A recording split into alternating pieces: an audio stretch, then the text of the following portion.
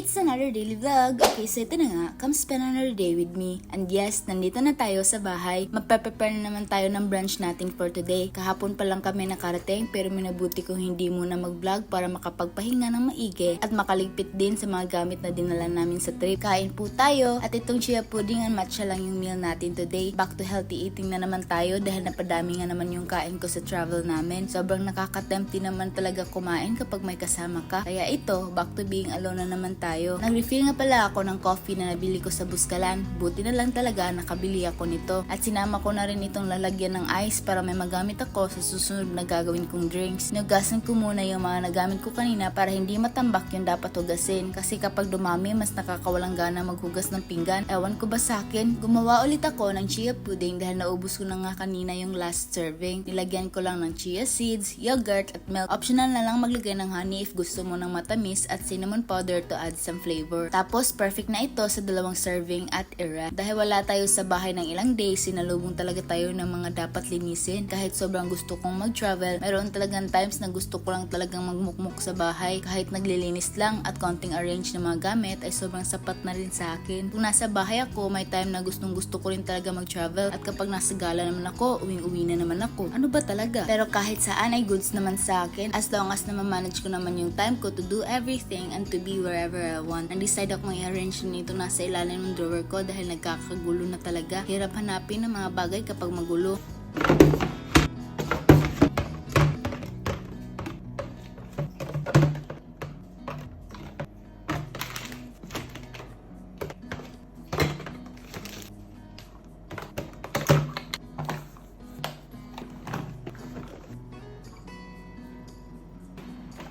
Hindi nakaligtas, pati comfort room, nilinis ko na rin. Ewan ko ba sa bahay kapag wala ako ng ilang days, pagbalik ko parang ito yung pa-welcome niya sa akin, yung dami ng lilinisin. Dumating na rin nga pala yung na-order ko online na gulay, kaya in-arrange ko lang din.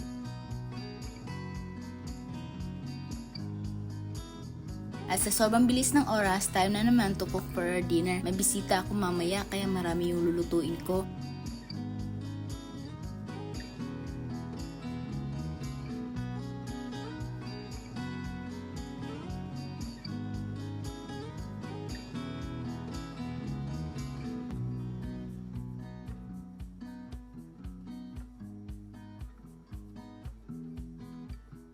Iniwa-hiwa ko lang ditong apples para malagay ko sa freezer at ma-preserve for a week. Saktong-sakto lang din ito para sa mga shakes na gagawin ko. At maya-maya pa niyan, dumating na rin yung mga bisita ko and spend time with them. Mag-grocery pala ako bukas, kaya see you next time!